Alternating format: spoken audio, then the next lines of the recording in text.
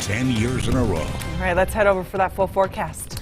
Alana, the trend we've been seeing all week, continuing today, right? Well, I love that you're paying attention, and the answer to that is yes. We're still seeing those storms. They're out there, and we still have warnings. This is a live look at Oak City, where we can see in Millard County. Actually, a line of storms move into the West Desert. That's what I'm most concerned about as we get through the next couple of hours. That could bring storms to northern Utah. We're tracking them. Flash flood danger exists out there. We know it's an issue. That air quality update for those who've been battling the smoke, and we're there for you with your weekend forecast if you've got outdoor plans. We start with a picture from Zion this morning because look at the mud on the road. We had strong storms down in that area overnight, and that led to flash flooding. Those warnings were posted for several hours in the early morning, and we know that those floods don't mess around. Satellite radar showing us right now the line of storms that in the last hour has tracked in some of that holding together, pushing towards I-15 and Utah County. We also know down there in southern Utah, we have a flash flood warning in Kane and Garfield counties. Here's that moisture right now. We're going to watch. It's going to move over Utah Lake and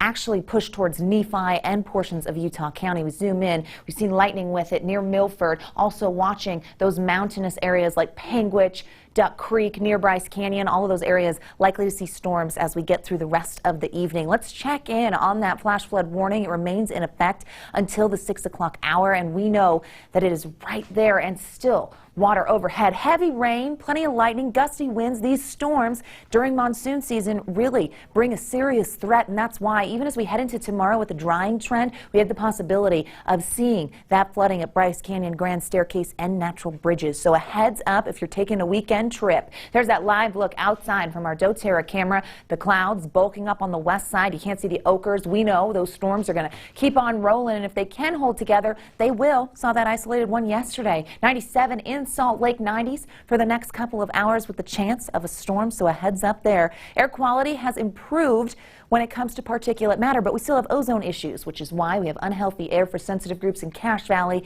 Davis, and Salt Lake County at this hour. Moderate through the rest of northern Utah, also the case down south. But those are ozone issues, and we know as we get through the heating of the day, that will wane. So good news there when it comes to the smoke, a little better. Tonight, storms hanging around eventually will dwindle. Bit of a drier pattern for our Saturday. It's our one day of a break. You will see some thunderstorms pop up by the high country, maybe over the Uintas, the spine of Utah. If you're going to be in those areas, be ready. This positioning of high pressure is interesting because it actually filters in that moisture from the Gulf, and by Sunday we could see storms and monsoon moisture returning to the south. We have that set up for next week too. 90s, 100 degrees in Salt Lake, 98 in Bluff, 104 in St. George. This is for tomorrow. Let's check the next 7.